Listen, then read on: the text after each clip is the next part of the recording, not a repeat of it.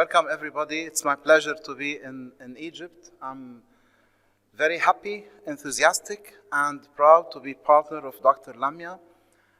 Very happy with the presence and honored of all of you with us today to our launching of Advisors Egypt. And I'd like our panels, please, to join us. Antonio. And I'm not going to introduce you again, Antonio. Okay. Antonio is an old friend, and we've participated together in many occasions. So if you'd like to take the first seat there, please. Thank you, Antonio. Then Engineer Badr Bourched. Engineer Badr is my friend as well. He's the president of Project Management Institute KSA chapter, which is, I think, now number 3 in the world in terms of number of participants and achievements. He's also program director at Aramco, and he was winner of the PMO 2020 award. So welcome, Badr. And Dr. Kamal Dusouki, can you join us, please? Thank you. Dr. Kamal, he's the board member of the Federation of Egyptian Industries. And I believe I've not met anyone of you who does not know Dr. Kamal. He's new only to me.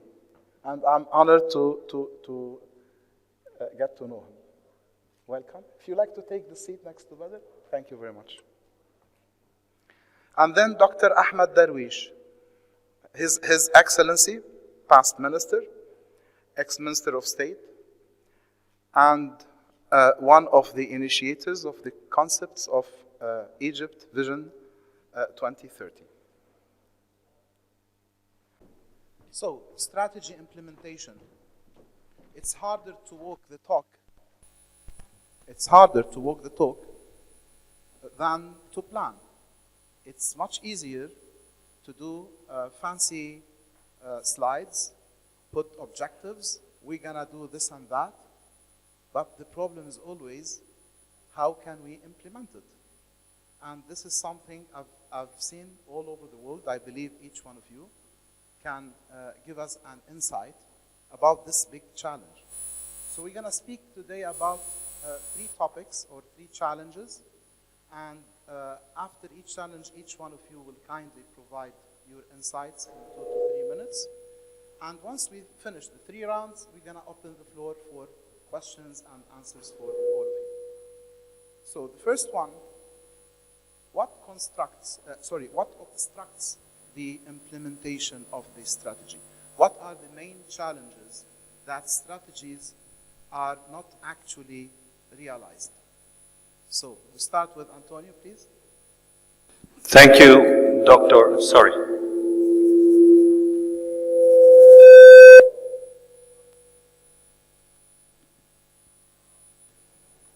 Hello? Yeah, sorry for that.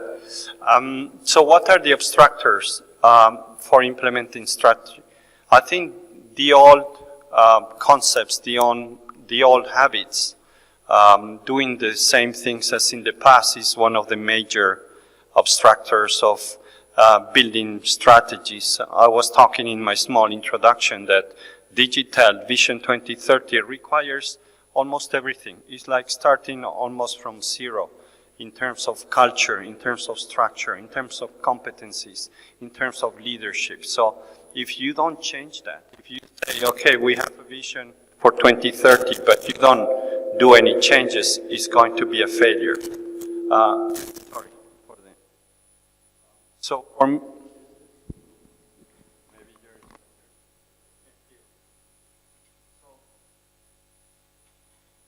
I would say the first thing that we need to think about is changing what we've done in the past. Leadership. I'll always say leadership is the main driver.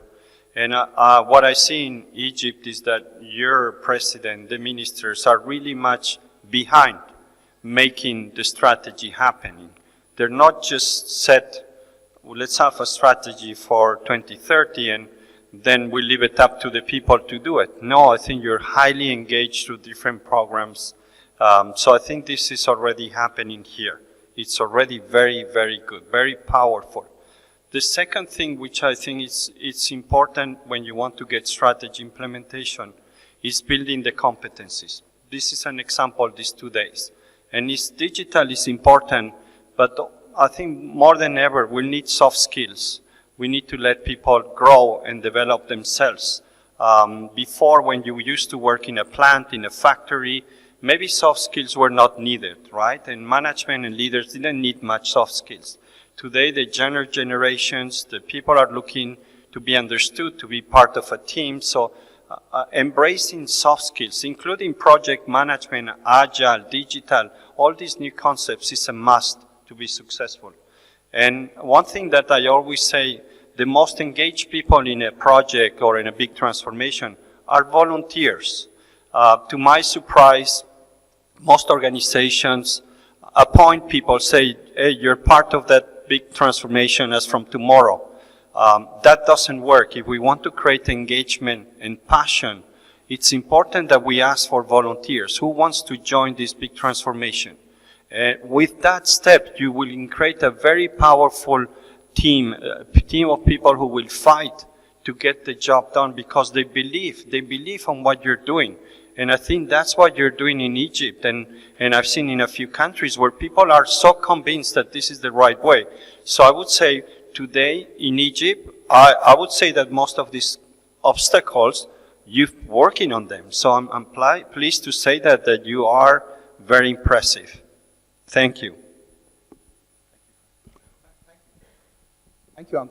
Thank you, Antonio. So you spoke about passion. And passion is very important because when everyone sees the vision as his own, strategy actually happens. But how to ignite the passion, this is the main challenge. It takes a lot of leadership. Leadership starts from the top, but cascades down. And this reminds me, when I went with Dr. Lamia to visit some of the ministries, it was something like a beehive. It's something like I'm visiting a company, a private sector, and they were really practical and pragmatic.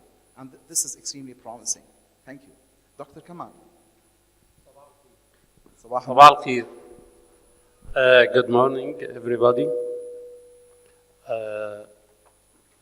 Referring to the question of Dr. Saadi, I would like to talk by Arabic, then maybe I can translate to Mr. Antonio. So it will be better to speak and to explain our strategy to Egyptian government 2030. صباح الخير. الحقيقة إن استراتيجية 2030 الحقيقة بتحتوي على عدة محاور رئيسية، أهمها البعد الاقتصادي والاجتماعي والبيئي. الحقيقة إن أي استراتيجية علشان تقدر تعمل الإمبليمنتيشن بتاعتها أو تعمل تحقيق أهدافها، إذا لم ترتبط الأبعاد الثلاثة مع بعضها وينعكس في النهاية على الإنسان اللي هو المحور الرئيسي لإدارة الموارد اللي موجودة على المكان اللي بيعيش فيه، بيبقى فيها مشكلة. الحقيقة مصر 2030 اعتمدت على 3 محاور رئيسية، هي المحور الاقتصادي، المحور الاجتماعي، والمحور البيئي. وأنا دون الدخول في التفاصيل، الحقيقة المفروض إن احنا بننطلق منها إن احنا نحقق الجولز أو الأهداف المطلوبة من هذه الاستراتيجية. الحقيقة الاستراتيجية واخدة فترة طويلة، يعني حوالي 10 سنين، ودي مدة كبيرة. محتاجين بيحصل فيه متغيرات دولية ومحلية سريعة ممكن تأثر على تحقيق هذه الأهداف. ويعني احنا طبعا بقالنا يعني شهر أو 20 يوم مشكلة الحرب الدائرة اللي حصلت في دول أوروبا أثرت على بعض الجوانب الاقتصادية والبيئية والاجتماعية اللي هتأثر علينا هنا. أنا الحقيقة برضو مش عايز أخرج بعيد، لكن مصر الحقيقة يعني من 2017 الحقيقة عندنا مشروع عبقري اسمه حياة كريمة. والحقيقة هي كل أهداف التنمية الشاملة المستدامة هي إنك تخلق فرصة حياة كريمة للإنسان اللي عايش على الأرض اللي هو موجود عليها. المشروع ده الحقيقة هو ابتدى بإن احنا عايزين نوفر حياة كريمة، نوفر مية كويسة، نقدر نعمل طرق حديثة للري والزراعة لأهالينا في الريف. فالمشروع تقريبا هيستفيد بيه 60 مليون مواطن مصري. لكن مع التطبيق في الامبلمنتيشن ابتدينا ان احنا نطور الافكار علشان ننتقل من التنمية الشاملة الى التنمية الشاملة المستدامة، ان احنا نبتدي نخلق فرص عمل، نعمل مراكز تدريب، نبتدي نعمل صناعات ومصانع صغيرة في كل منطقة طبقا للطبيعة الجغرافية بتاعتها وطبيعة المهارات اللي أهلها بيعيشوا فيها.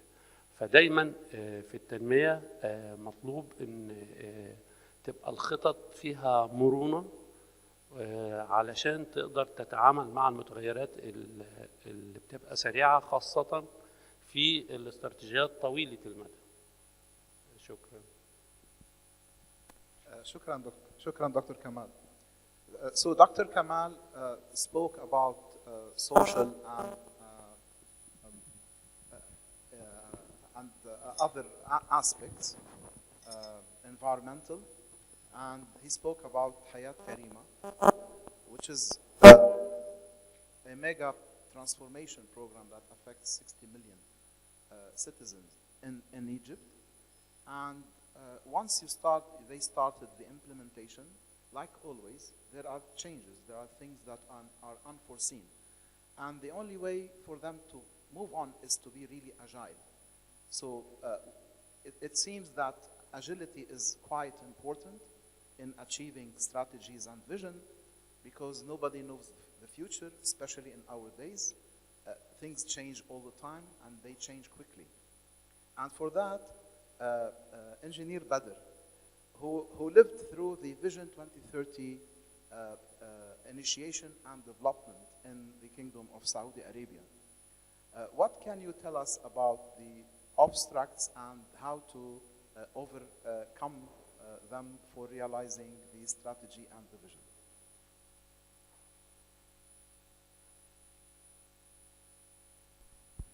Assalamu alaikum wa rahmatullahi wa barakatuh. Good morning all. I'm so delighted to be and honored to be part of this distinguished guest. First of all, let's start talking about the strategies. And let's understand that most strategies really fail, unfortunately. If you do the statistics and you do the benchmark, most of the strategies really fails. And there is a lot of reason why the strategies fails. Some of that is related to communications. The strategy is good, started good with a good ambition, but there's the lack of communications. Some of that is lack of transparency between the organizations and what's need to be done. Some of these strategies failed because of lack of commitment. Started good with the high ambition and with the good momentum, this momentum fade away. And the biggest reason for the strategies to fail is really lack of change management, because really strategies want to transform either the country or the corporations or the entities you're in. And if you don't have an agile process of change management, these strategies will face obstacles after obstacles and after obstacles.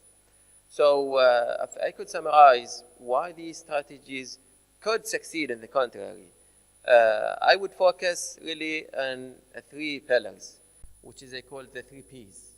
The people, the processes, and really the projects. If you look around all these strategies, it really cornerstones on these 3 pillars. Let's start with the people. If you don't educate or empower or raise up the knowledge of the stakeholders of these strategies will struggle.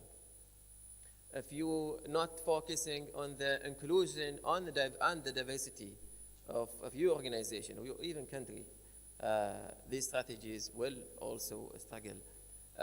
If you don't facilitate the inclusions of the young generations, you will be surprised how much the young generations could really evolve or empower or strengthen and push the strategies. We always think the strategies comes from the wise man, and mostly true. But the thing is, who really can believe and take that commitment and move it forward is really the young generations, and that's what really I believe on. Second pillar is the processes. When you do transformation, rest assured you will change a lot of processes that you used to have. We are in a very dynamic world right now, either politically or even commercially or industry-wise. We are in competing environments, really competing environment through continent or through industries.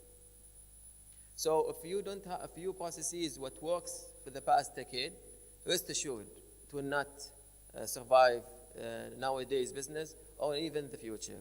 So you have to be really agile in adapting new processes, benchmarking your processes. I'm sure Vision 2030 of Egypt, the countries came after, like Saudi Arabia and others, they benchmark with the Vision 2030 of Egypt because they came first. So benchmarking and adapting to the new processes is really the way to go. The third pillar is the projects. And that's really where you see the implementation failure really showed up very, very easily. Where if you look to the Vision 2030 Saudi Arabia, it's more or less it's really projects, mega projects or smaller projects. It's in the infrastructure or in the social sector. It's really small projects or mega projects on those sectors. And if you don't have sort of a PMO for these projects, the vision of these strategies will not be realized. I'm sure in Egypt and also in Saudi Arabia, we have the Vision Realization Office that connects the whole governments, connecting the entire government into one office or one center. But that's not all, because you need, as I said, you need commitment, you need clarity of the communications, and that's one of the reasons that strategy fails. That we are establishing a Vision Realization Office at every ministry, at every corporations will belong to the government or the private sector, to make sure that all these strategies that we are thinking in a beehive, for example.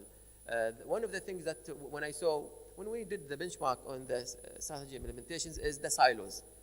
Yes, some organizations, they understand the visions and they doing the project in the way intended, but others are not.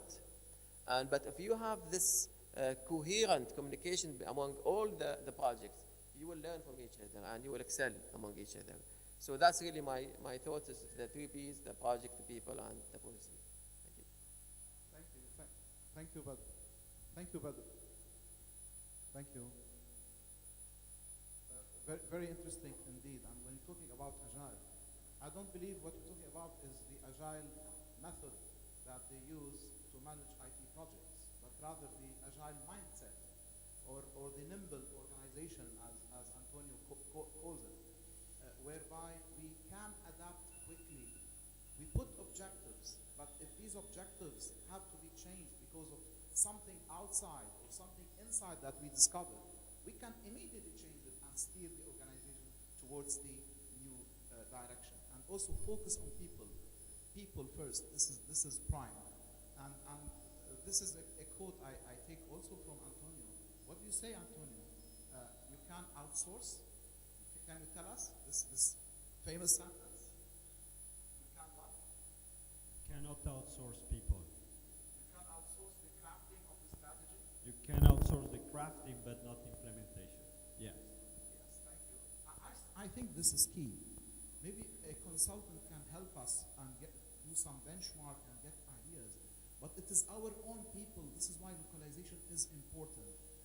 These are the people, these are the success factors that will get our strategies to be realized.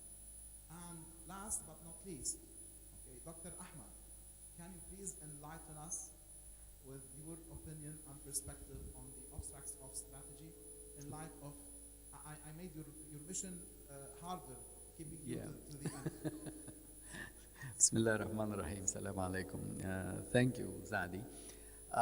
The last speaker have an advantage and a difficulty. He has an advantage because everybody said what needs to be done, but has a difficulty because he needs to say something. So, obstacles to strategy implementation. I had written down, three points. First point, funny enough, but there will be an obstacle to implement the strategy if you don't have a strategy in the first place. And this is really something I see in many documents. Unfortunately, we have lots of confusion between objectives and targets, where we want to be, between projects and execution steps and strategies. A strategy is not the objective. I might have an objective that I would like to go to Alexandria, but how will I go? What's my strategy to go to from one place to other is different from where I want to go. There are lots of confusion also regarding the key performance indicators and how I'm measuring if I'm successful or I'm not successful, I'm on the road or not. Our KPIs are usually very confused. We have 3 levels of KPIs that are usually very, people are satisfied with level 1. We have what we call the implementation KPI, and the operation KPI and the impact KPI. Most of the places are happy with the implementation KPI. We have done the project.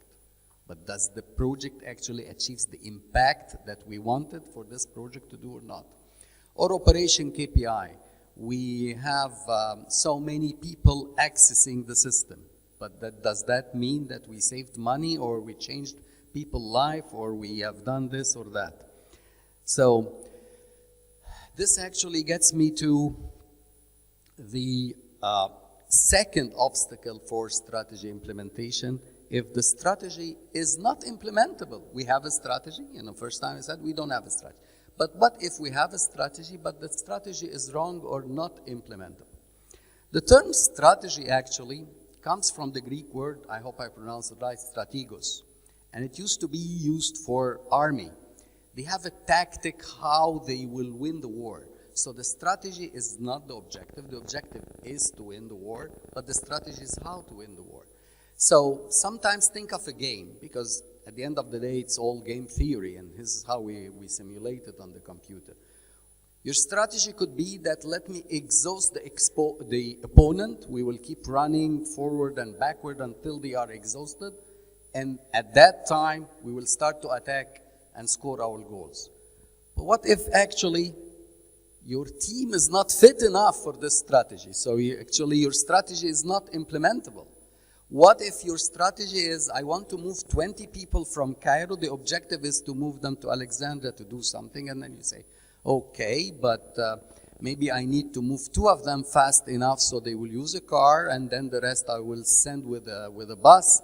But those 2 will arrive first, will do the preparation, but 2 might not be enough to do the preparation. Or you think, okay, I need to be there fast, and once you have the term fast in your mind, then you say, okay, then aeroplanes are the best. Might not be true at all, because in order to go to the airport, you'll fight traffic, and you'll wait 2 hours at the airport to take your aeroplane, and then arrive that maybe if you go to Alexandria by car, you will be faster. So sometimes, actually, one of the obstacles that the strategy, it's either non-implementable or it is wrong in the first place. So this is something we need to take care of. The third actually problem that I see when we are, that is a big obstacle to implementing strategies is that what I call no buy-in or enthusiasm without understanding. Both cases are dangerous. It's like, those who think but don't do, and those who do but don't think. Both of them are actually dangerous. If you don't have a buy-in, it means that you are not going to get enough momentum into implementing this strategy. We have 3 gears in every society in any state. We have the public gear, we have the private gear, and we have the NGO gears. I'm an engineer, so I use the term gears, If you don't latch these gears together, they are not going to give you the right momentum and put whatever. So if you don't get the buy-in, and the buy-in is not going to happen unless the other 2 gears, which is the private and the NGO, feel the ownership of this strategy, because if it gets imposed from government, we all know that it's not going to work. Also, the over-enthusiasm actually of doing things. Sometimes people are just so enthusiastic. Let's do this, let's do that. And it's not well organized, well prepared. I think I exceeded my minutes, right? So I'll stop here and then get the feedback on the second round. Okay? You did not exceed your minute. You just answered the second question. Okay. Thank you. Extremely valuable insights, which gets us to the second question. If we want this strategy to be realized, shouldn't we develop a strategy implementation plan or strategy implementation roadmap?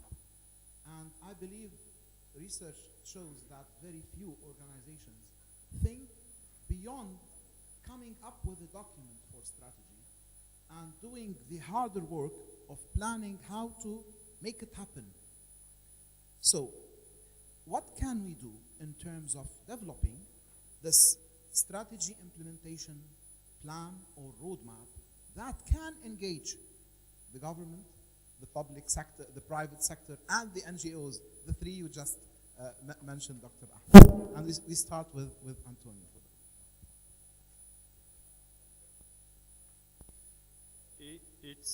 Well, thank you for the great insights that you brought. When we talk about roadmaps and tools and my research, what I notice is that the most used and most longest in livable frameworks are very simple, very simple. Strategy, 5 forces from Michael Porter. It's just 5 elements, and it's been there for 40 years. And one of the challenges I see when you are about implementation and projects is that it is very complex. We tend to make it extremely complex. There is a need to complexity because what we're doing here is hundreds or thousands of projects with millions of people involved. But for me, that's what you keep for yourself, the internal kitchen. For me, the concepts have to be simple. Everybody in the organization, everybody in the region or in the country needs to understand how we're going to get there. So I like to work with milestones. I like to work with high-level achievements. We need the details, right? We need to know where we're going, but we don't need to all know how the car functions, the car works. We don't need that. We just need the GPS, and we need to have some milestones. And my worries is that we tend to focus on how does the car work, and we need to monitor all the criteria of the car to make sure it works so that we get there. And I think in terms of what I try to project in the HBR book is with simple concepts, with a high-level plan, with milestones that you can achieve, you can get engaged people. They can do their work. So I think this is an important aspect that we need to. That's why we call the strategy implementation roadmap. It has to have, we propose 7 pillars, but I think it's up to every organization to look what works best. But simplicity in terms of people understanding where we're going, the key milestones, is a very important step to get the buy-in and to get the things doing. We talk about agility. Agility is dangerous because some people think agility allows you to change the plan every week. Or some people working in Agile say you don't need a plan. We'll make a plan for every 3 days. And I think that's a very dangerous concept. If you don't manage that properly, I think the biggest projects ever, they did have a plan. So my proposal is more to have a hybrid approach where some parts, every digital transformation from a city has different pieces. Some of them you need more traditional project management with a clear plan and roadmaps.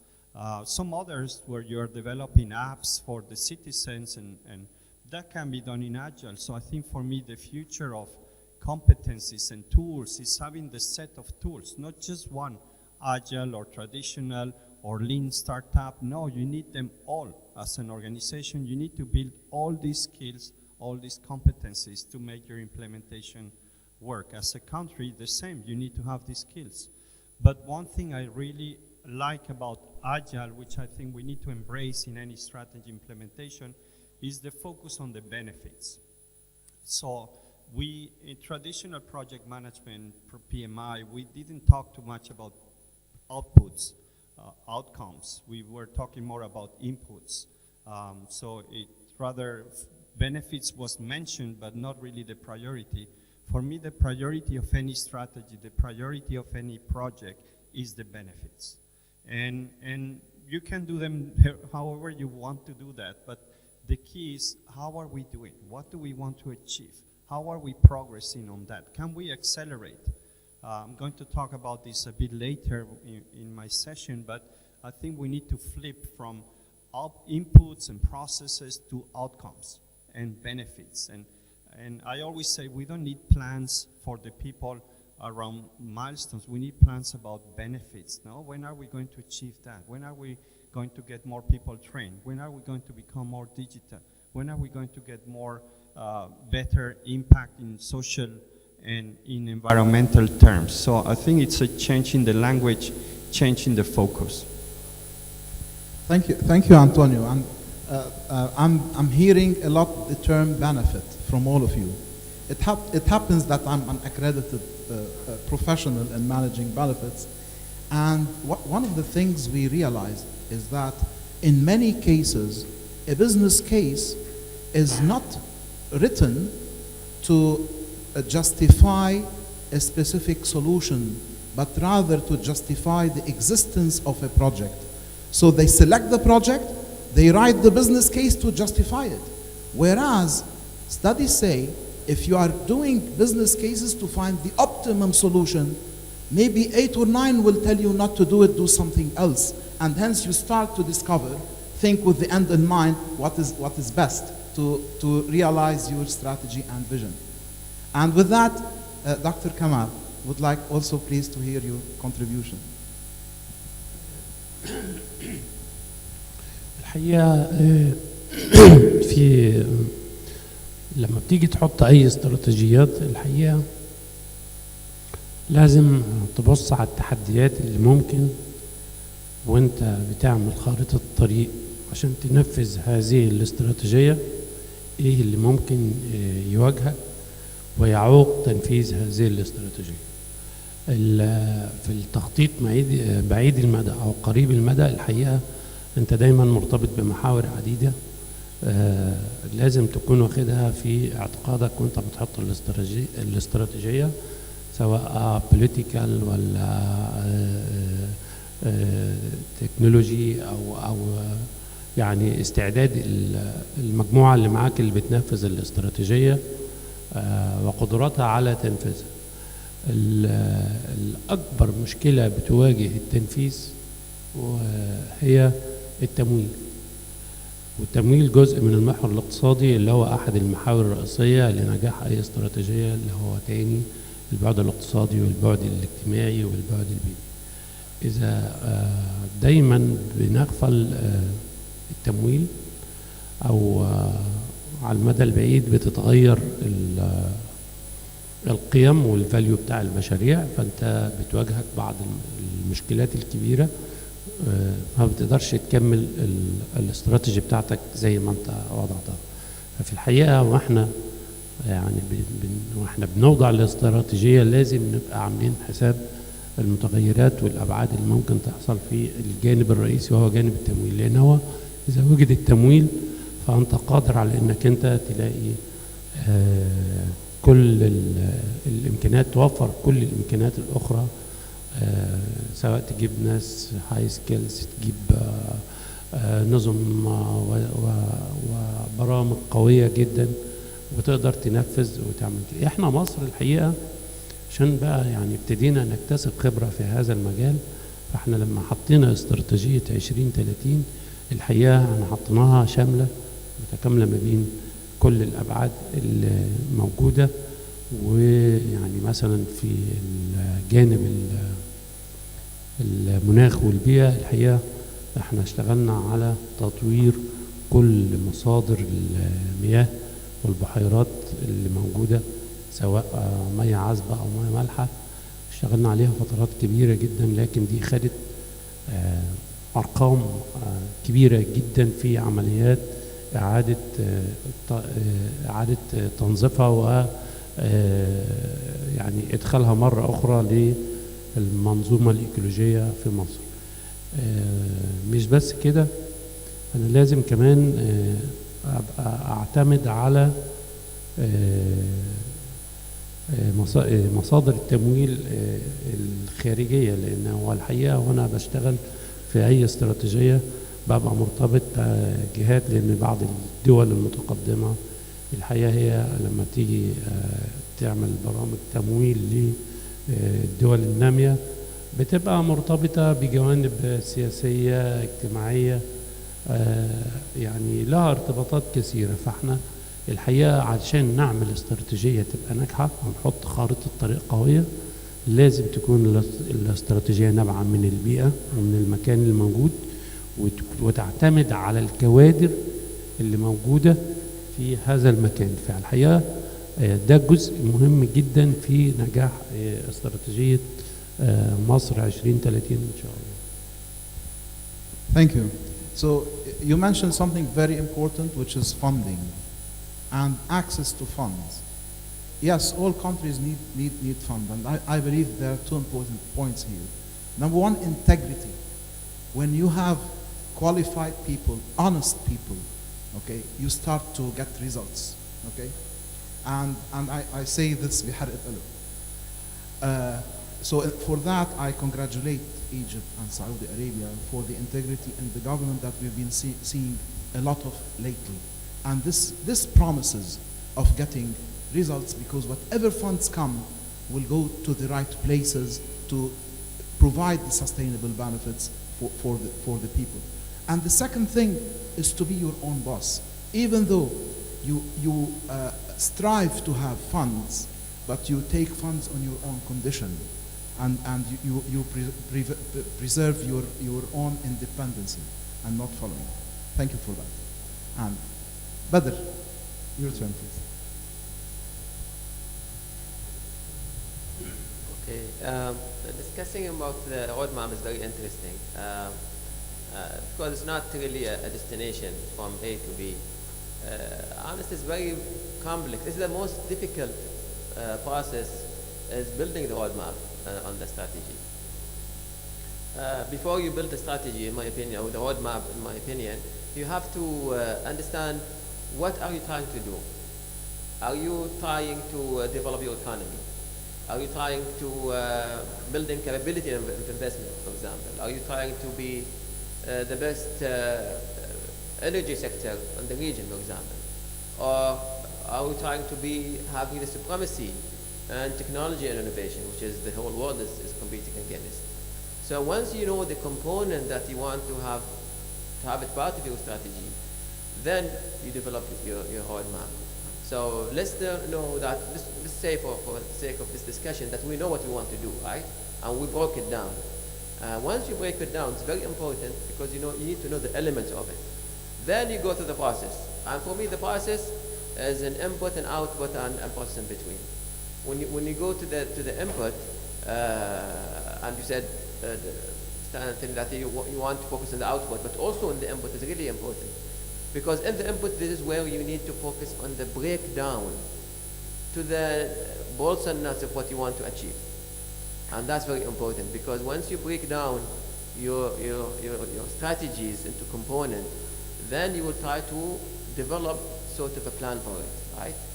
And that's very important.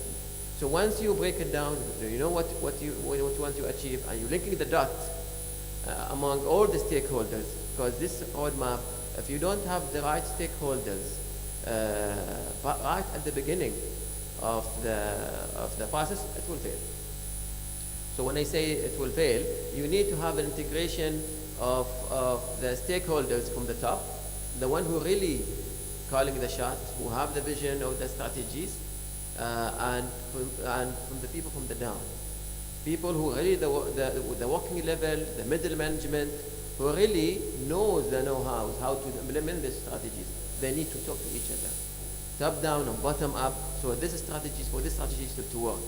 So for me, that's the input. When you go to the process, when I read the statement says simplicity is the ultimate sophistication. So you need to have this process of implementation of the strategy very simple. Do not overcomplicate it. Make it very simple for the man in the street to understand it and realize, okay, we are in the right direction or we're not. So that's one. Second is you really have to have a clear, simple, and few KPIs to see if that ship is going to the right direction or we are heading to the wrong direction and readjust. Third bullet, third item in the process itself is when you say that I'm going to that direction and I'm having this 1 mile of journey to Alexandria, for example, you need to celebrate success. Celebrating success in every small milestone is very important. First, to show all the stakeholders we are on the right path. Second, to encourage the other stakeholders, okay, the other entities or other ministries, other corporations are moving in the right direction. Let's benchmark with them and work out with them on the process. So that's really important to celebrate or send a report of the accomplishment of the vision on periodical term, monthly, quarterly, whatever it is. But it's really important to celebrate success. Third is the output. And this is where we discuss about benefit realization. People might confuse themselves with the KPI versus benefit realizations. KPI, I make it on schedule, on budget, and on equality and safety KPIs. That's good. Did I reap the value of this project for this strategy? That's very important. So it's really important right at the beginning to set the target. What is the benefit realization out of this strategy? Is it economy? Is it investment? Whatever it is, you need to set it right at the beginning. So when you, as you said, you don't build the excuse or justification for project just to work it on. No, you need to build it right at the beginning. What is the benefit I'm going to get out of this project? So make this strategy complete. And that's it for myself. Thank you. So with respect to setting up the right benefits from the start, I believe this requires a lot of collaboration and integration between both the operational people and the project management people. They have to work in great sync. They have to be one team, because whatever project managers produce, the operation people will use. So these will have to come in the beginning, because they are the ones who will realize the benefits and the sustainable benefits. Thank you. Dr. Ahmed, كالعادة. Okay. Now you have your objectives, your roadmap, your strategy, and you're ready to go, and you want to make sure that this will happen. One more time, I have 3 points not to make it long. First point was covered enough, which the stakeholders. I call it latch the gears. The gears I talked about in my first time. We need to get everybody together. But the second important one is actually the governance. Let's not underestimate the role of governance. I started my life as a consultant doing system analysis, and then I recognized that all what I'm doing is wrong if the business and financial model is wrong. So I started to work on business and financial modeling. And then I recognized that my business and financial models are not correct if the policies and strategies are not correct. So I started to work on policies and strategies. And then I recognized that if the governance model is wrong, everything underneath is wrong. So don't actually try to do something if you have the wrong governance model. The third one is actually we have to deal with it with the right tools and the right project management style. I mean, regardless how big it is, how small it has to have milestones, resources, roles and responsibilities, and the tools must be there. And the tools for nowadays are all digital transformation tools. So make sure that you are on track with the right project management style. I'm doing some propaganda for you. I'm a reviewer for PMI too, so I understand that. So this is very important. So these three, latch the gears, governance, project management, and tools will make what looks to be on paper could get it to be true. Thank you very much. I was just going to ask the last question about governance, but it seems like it's covered very well, okay, for having an operating model, a full operating model that integrates people inside and outside the organization, that has the processes there, the skills of the people are there, and so on. So, in order to realize visions that are greater than ourselves, this means we have to do something different than what we've been doing before. How do we start? My last question. How do we start? Even though we might be in the middle of the game, we might be doing lots of good things, nowadays it's always important to take a holistic view, assess ourselves, and reset the direction for what needs to happen next. So where do we start, Antonio? Well, it's a difficult question. Maybe I always think that things have to start from a purpose. That's why I talk about the hierarchy of purpose. So it's not so much the business case that engage the people. People don't really care that much if the project is going to deliver a 10 or 15% return on investment or increase market share. People want to work in projects which have a higher purpose, meaning we're going to create a better region, we're going to be more sustainable, we're going to have a more interesting work, we're going to have impact in our society. So I always say things have to start with a purpose. And I like the idea of Dr. Sadi about thinking beyond your own purpose. I did quite some research on purpose, and one that really touched me was, Japan in the 1960s, 70s was considered a bit like China, just copying products and make them cheaper. So Japan was considered just cheap products. And the CEO and founder of Sony, Akito-san, he said, well, our vision is to make not Sony recognized for quality, but we want Japan to be recognized for quality.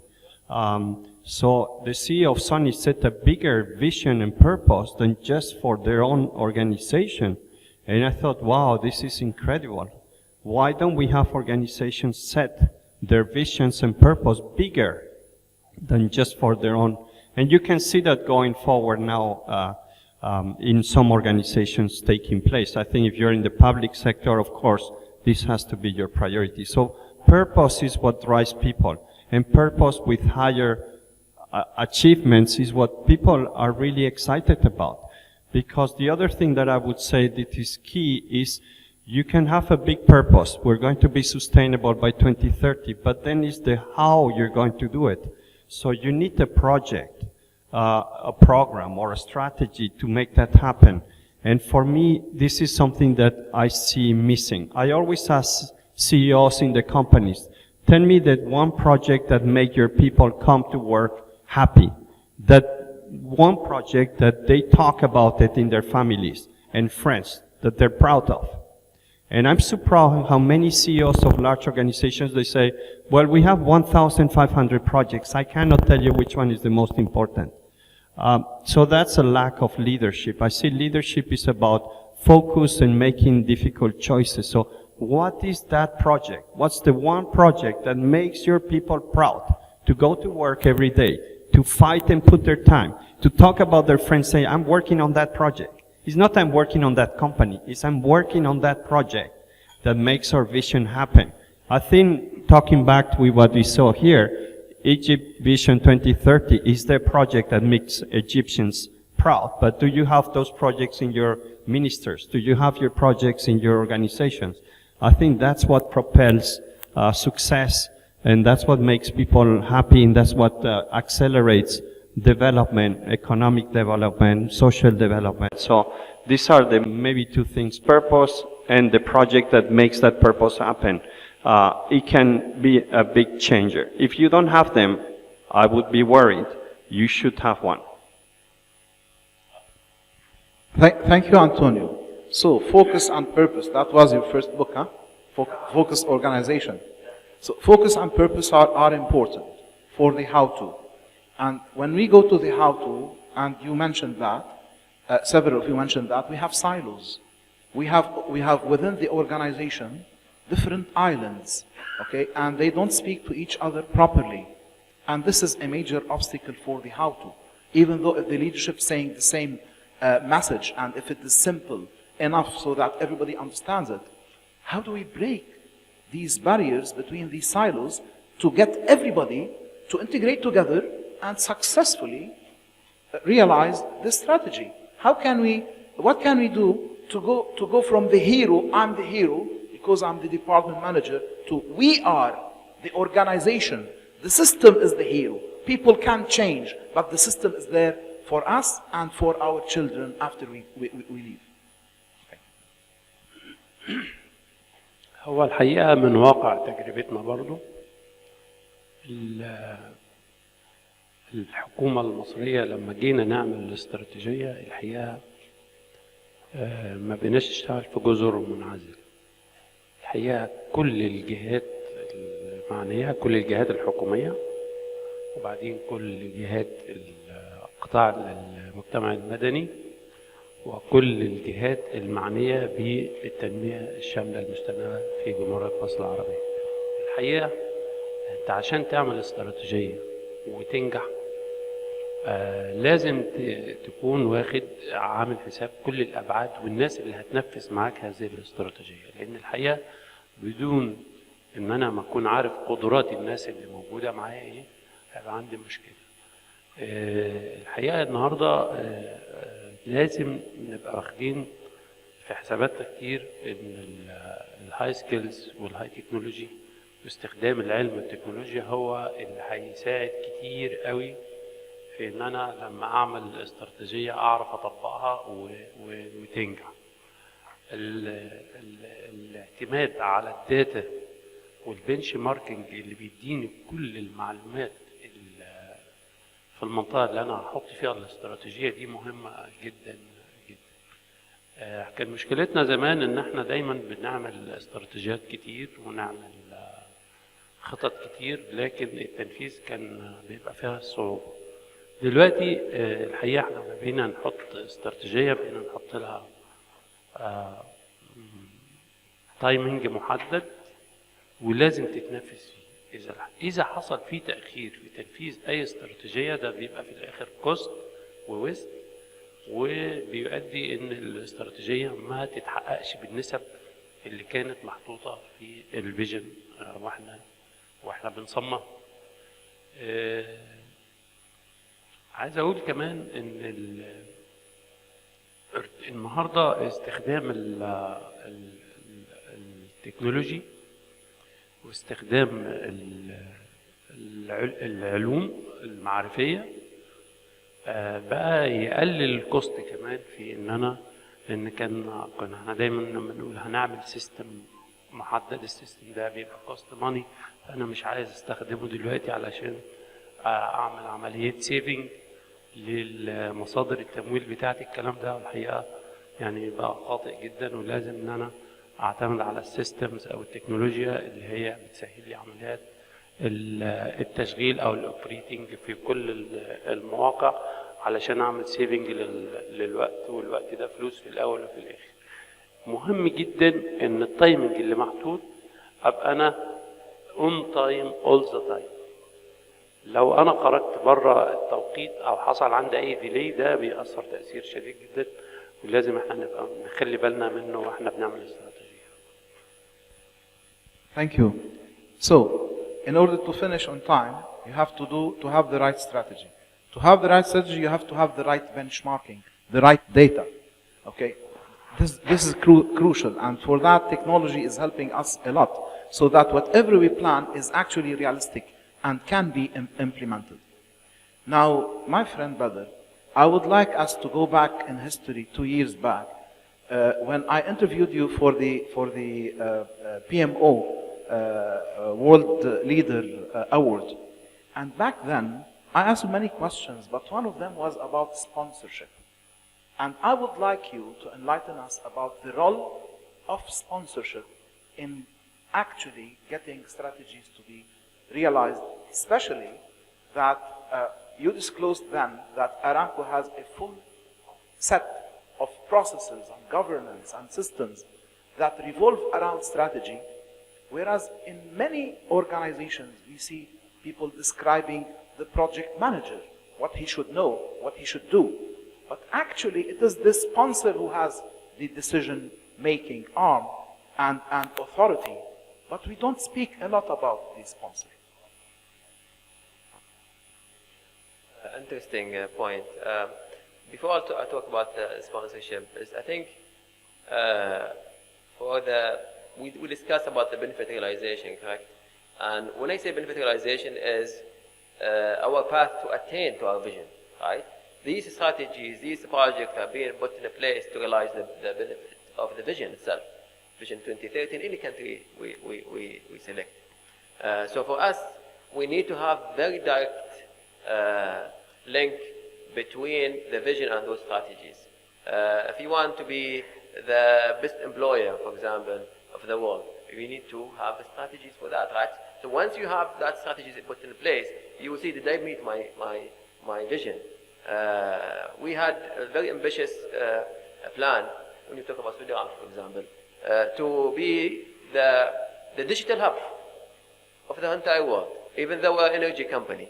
I'm not talking about Saudi Arabia here, but even though we are saying that we are an energy company, but our vision, one of our pillars in our vision, transformation vision, is to be the industry hub for the whole world.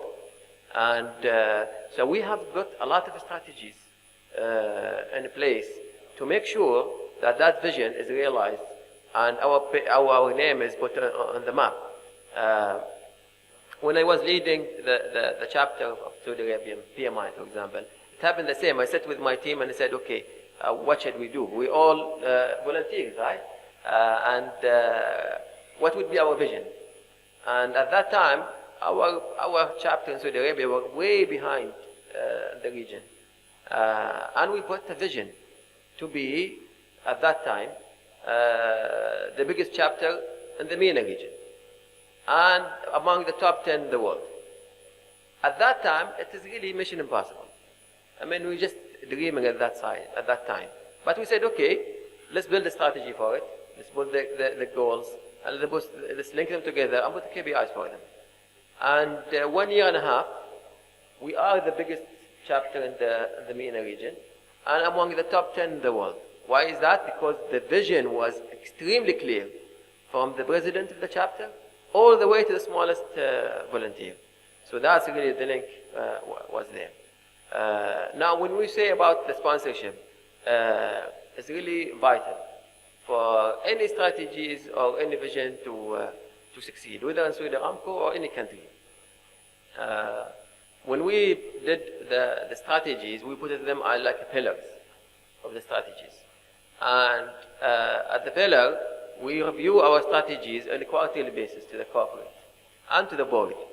And when we discuss those pillars, it's not the project manager who will discuss the outcome of his project. No, it is really the sponsor. He come to the corporate and explain his accomplishment, his achievement to realize the visions and these strategies. So why is that?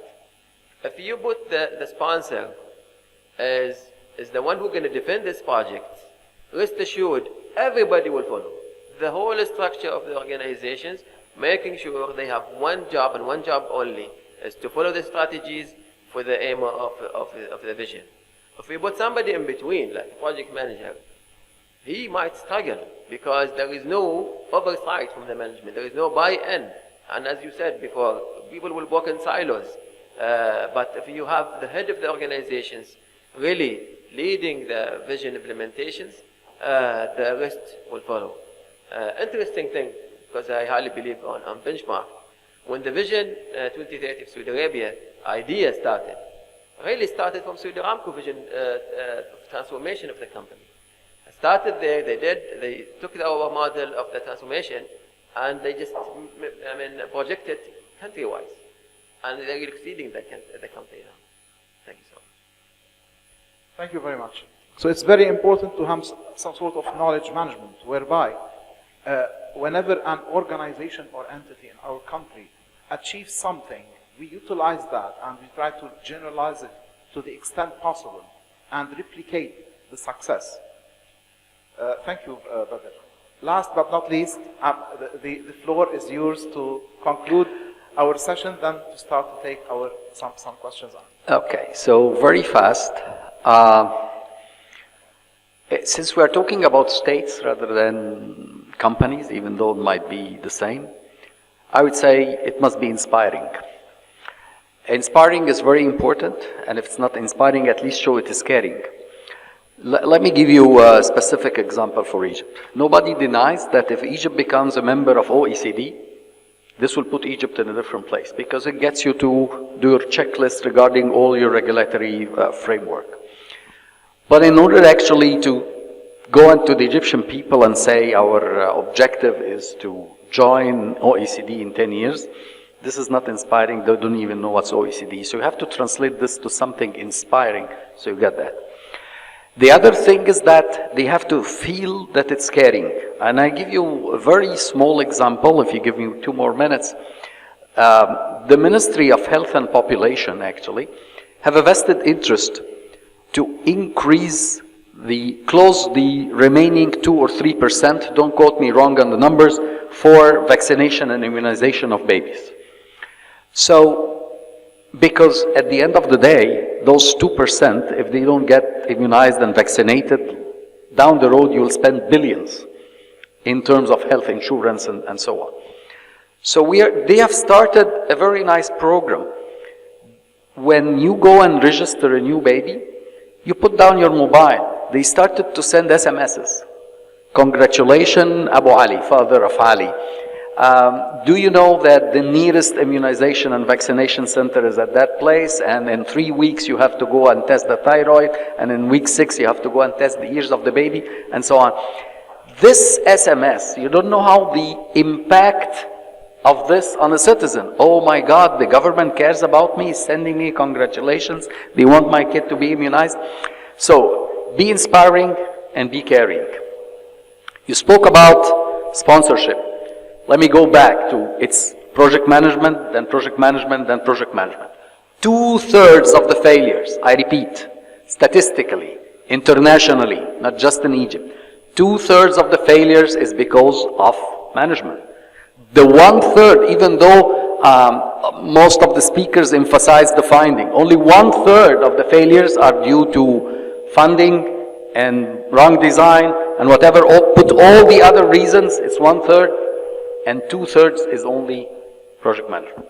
So let's manage things the right way. Thank you. Thank you all very much for very inspiring insights. I believe we all benefit today, and I'd like to open the floor for questions.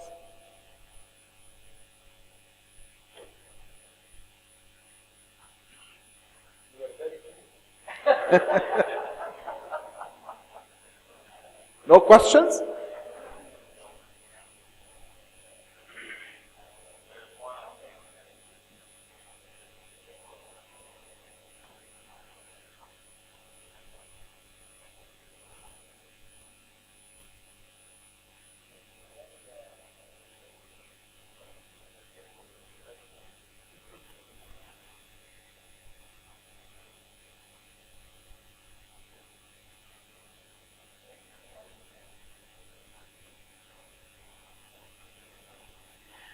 Thank you so much for having me in such an important event.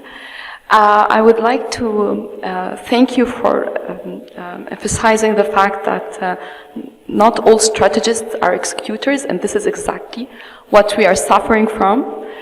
I've just been appointed the International Business Managing Director for Firebreak, a biopharma tech company.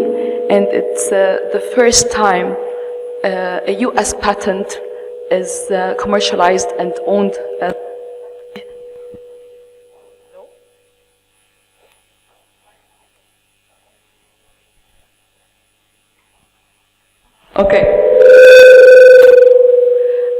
by Middle Eastern. So this is the first time US patent is commercialized by Middle Eastern. And the fact that because of what Your Excellency just mentioned, not all strategists are executors. And what happened is that I applied a very simple model, which is the OGSM objectives. I broke it down into goals. Objectives, where are we going? Where exactly do we want to reach? And I broke down those objectives into goals. And then I put the strategy for each goal and the proper measurement, the KPIs. In a very simple way, objectives, in a very simple way, goals, strategies, very clear strategies, 1 to 3. It's like as if someone is, I know that strategists when they say, take care of yourself. So how would I take care of myself? Just show me how I take care of myself, not just tell me, take care of yourself. That's exactly what made me special for them, and they recognized me and appointed me such an, it's an honor for me to have an international position, including the US. So this is the first time a US patent is commercialized by Egyptian Middle Eastern. Thank you so much. Congratulations. Thank you for you. I think Egypt is proud of you. We all are. Anybody would like to make any note?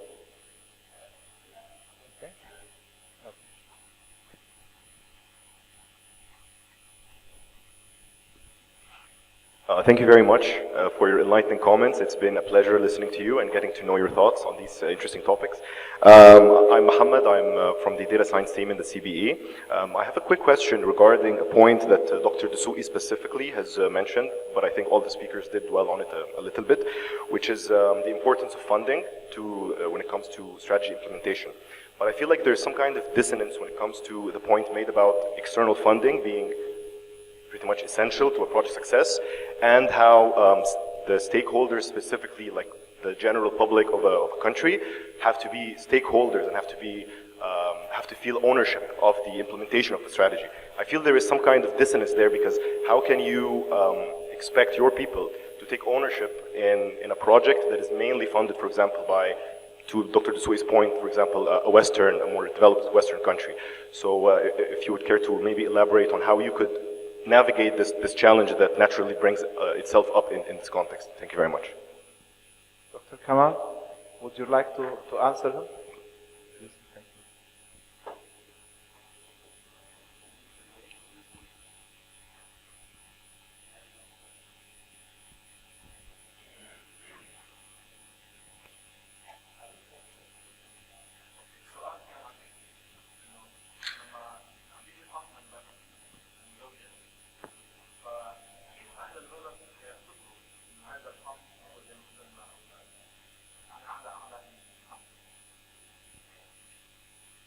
هو طبعا اي فند بيجي من اي دوله اجنبيه بيبقى جاي لقطاعات محدده، وبيفضلوا عاملين متابعه لهذا الفند الى ان يتاكدوا ان هذا الفند تم استثماره في الهدف المحدد. مثلا عندنا في قطاعات زي مركز الالتزام البيئي في قطاع البيئة والطاقة، ومركز تحديث الصناعة عنده الحقيقة في برامج بيجي لها فند. الفند بيجي يتم تشكيل لجان معينة هنا في مصر علشان تقدر تتأكد إن الفند ده بيروح للجهة اللي طالع ليها الفند. فمثلا في قطاع الطاقة أو تحسين كفاءة استخدام الطاقة في المصانع أو في القطاعات المختلفة، بنبتدي يبقى فيه استشارية وناس بتنزل في المصانع وفي الأماكن تبتدي تشوف مصادر فقد الطاقة ده إيه، وبعدين تبتدي تحط الحلول أو البدائل، وتبتدي تساعد المؤسسة أو المنشأة دي سواء مدنية أو صناعية أو whatever كانت المؤسسة، في إن هي تعيد ترشيد كفاءة استخدام الطاقة. طبعا في البيئة وفي تحسين استخدام موارد المية أو استخدام البايوجاز أو مصادر اللي هي مصادر الطاقة المستدامة. الحقيقة برضو في برامج بتبقى موجودة فيها. هو عشان تتأكد إن الفند ده جه واتصرف في مكانه، الحقيقة الحكومة بتبقى عاملة عليه كنترول، وكنترول قوي جدا. والحقيقة كان زمان ممكن في بعض الأحيان كان بيجي الفند وبعدين يصرفوه لقطاع معين وبعدين ما حصلش عليه تدوير. دلوقتي بقت الحكومة هنا في مصر الحقيقة بقت تعظم الاستفادة من كل الفند أو القروض اللي جاية، إن هي يحصل تدويرها لأكثر من شركة وأكثر من مكان وأكثر من قطاع. ده بالنسبة للفند اللي بيجي من بره. طبعا الحكومة كمان بتطلع في قطاعات معينة الحقيقة بتعمل عمليات دعم كبيرة جدا، بتطلع كمان فند لقطاعات علشان تقدر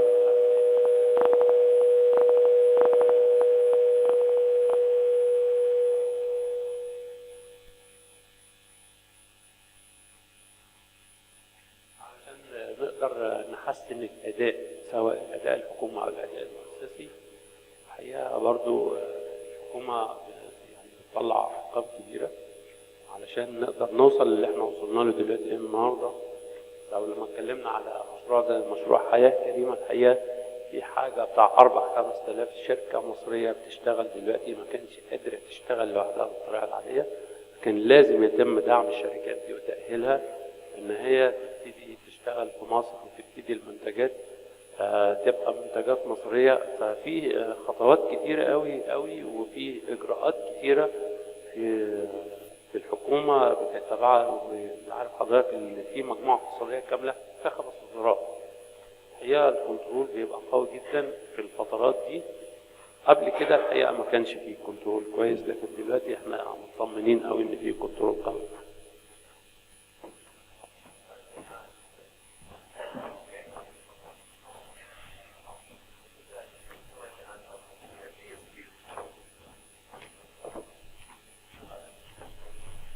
Well, for me, I don't look to the funding source as an issue, because I'm sure at any corporation or country there is transparency and governance.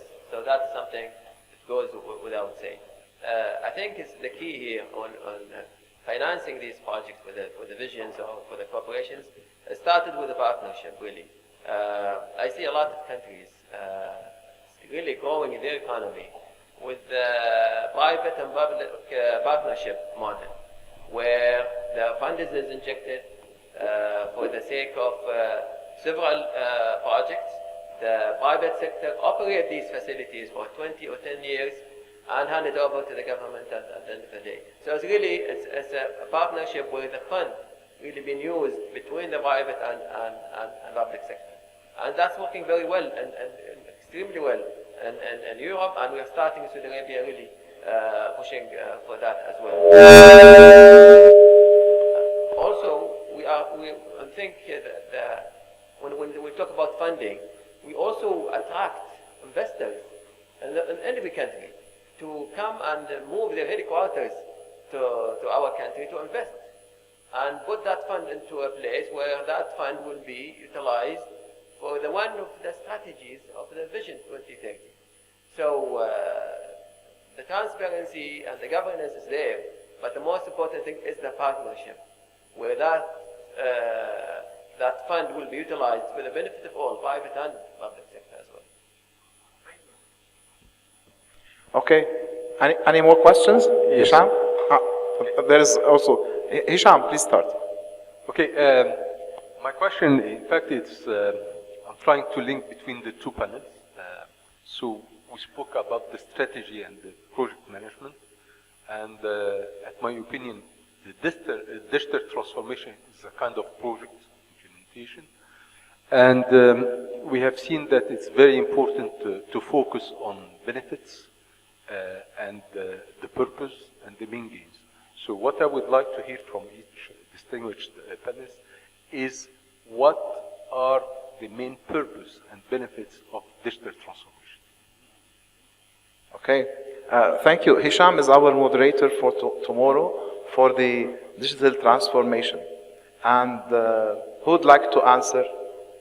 Antonio or تفضل.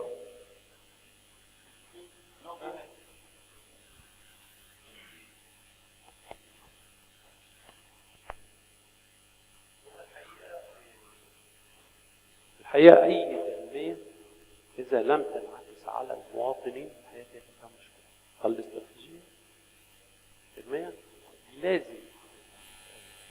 كل البروجكت كل المشروعات بتتعمل علشان تنعكس على حياة المواطن أو إذا ما أثرتش تأثير مباشر على الإنسان هيبقى فيها الحقيقة مشكلة، ويبقى لازم نعيد الاستراتيجية تاني أو نفكر إيه اللي حصل، أو يعني لازم يبقى عندنا يعني نفكر لازم دايما واحنا بنعمل الاستراتيجية احنا بنعمل بالي بنعمل عشان في الآخر الإنسان يحيا حياته. واحنا لما سمينا المشروع اللي هو مشروع حياة كريمة هو كان اللي في النهاية الإنسان يقدر يعني على الأقل يلبي احتياجاته الأساسية من تعليم وصحة وملبس وحياة اجتماعية وعدالة وكده. الحقيقة بقى هي مش كده. الحقيقة هو quality of life دلوقتي. احنا لازم كل الاستراتيجيات اللي بنعملها دي عشان تنعكس في النهاية على مستوى جودة الحياة للمواطن. إذا لم تحدث فالحياة يبقى فيه مشكلة. شكرا. شكرا. كان في سؤال؟ Please. My dear friend Hisham actually spoke about digital transformation. I couldn't hold myself to pick up the microphone. To me, it's a tool. And tools differ with progress in life. At a certain point in time, 100 years ago, they used a blue pen and they had to wear a sleeve in order not for the ink to dirty their sleeves. And then came slide rules, and then came calculators, and then came Excel sheets, and then came ERPs. And so it is a way, it's a tool you use in order to be more efficient. It's a tool to achieve what you want to do. The complexity of the regulatory framework of governments now is mandating digital transformation. Why we're the main purpose of having a government actually is to protect your freedom. And under this very noble idea of protecting your freedom, we started to have lots of regulatories. You don't drive your car and your exhaust actually harms my health. So you need to have a license for your car to operate it. You don't build your home and you obstruct sun from my home. So you need to have a license for your building. And became more and more complicated, this regulatory framework. With this complication of the regulatory framework came lots of paperwork. So my idea about digital transformation in government, for example, I call it Digital Transformation 101, is that any single piece of paper that is produced from one government entity should not be required in another government entity. 2/3. I don't know why this 2/3 number is coming. No, maybe this one is higher. I will come back to you and get you the right. It's maybe 80% of the paperwork you are asked to present to government is actually issued by another government. So why when you are applying for your kid to school, they are asking for a birth certificate while a birth certificate is coming from CIO? And why when you are renewing your car license, they are asking you for your traffic violations while it's coming actually from the district attorney's office? And why when you are applying for a job, they are asking you for your BSc certificate while it's coming out of Cairo University? So it's, at the end of the day, it's just a tool that will make time less, people drive less. We can translate it to money.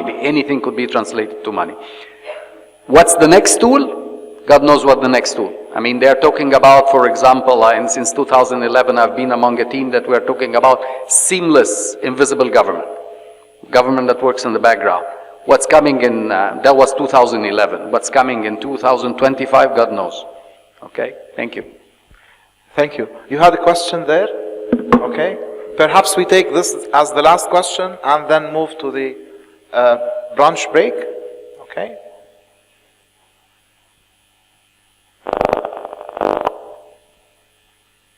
Thank you, everyone. This is Ahmed Tolba. I'm a project manager at Addis. When we talked about agility, I believe Dr. Antonio mentioned that not all the projects have to be agile, but some of them need to be mixed between agility and traditional project management. How this can be integrated or linked to avoid chaos down the road. Thank you. Thank you. Great question. It's a challenge indeed. If you say, okay, now we're going to let people use different tools and methods for managing their projects. Before it was more the traditional waterfall, then we do the agile, and now we let everybody to choose. So it's a risk, and it can lead to chaos. So what I think needs to happen is we need to train people. We need to spend time developing these competencies into your best project managers, the people who are leading the most important projects in your organization or in your region or in your country. Those people should be able to know when this big transformation requires some agility, when you need to be firm on the plans and the milestones and the commitments. So it's hard to say there's a formula. It's management. It's the new type of leadership for me. It's not the traditional leadership, but the leadership which is around change and projects and strategy implementation. So that's for me the leaders that we need to build, where you are able to say, okay, we're running a bit late here. Let's use this method here to accelerate. Let's use some agile, or let's bring some lean startup. I think one thing that we don't do very well is that one of the biggest problems, and I'll talk about this in my session, is that companies and organizations and ministers have more projects than people today. So how can you manage more projects than people when they still need to do other type of work? I think many of the projects that we call projects today could be done in different ways without having a governance, a project charter. So there's a smarter way that I try to project in the book to get to the point where you as a project manager will be able to use these different techniques. But this is also building the competencies within this community and giving you the freedom to take use of these tools. So I see project managers as small CEOs of their projects, where they have freedom to take decisions about a lot of things that we didn't do in the past. Thank you, great question. Thank you, our dear audience. Thank you, our esteemed panelists. It has been a pleasure. One of the fascinating discussions and panels that I had the privilege of moderating. Thank you, everybody. I would like us to take a picture together before we go to the coffee break.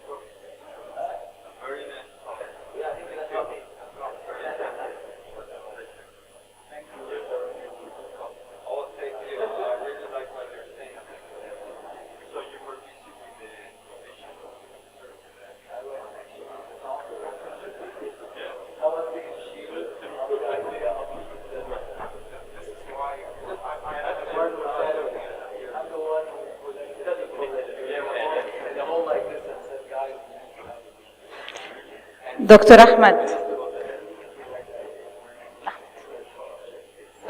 we would like to thank you for all your contribution and a great speak.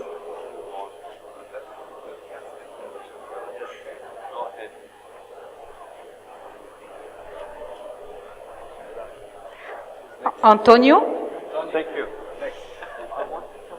Thank you, Antonio.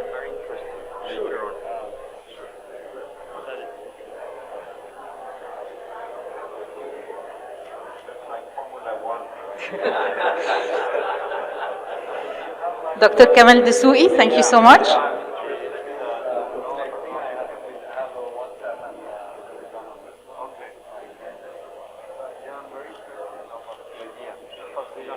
Engineer Badr, thank you so much. Yeah?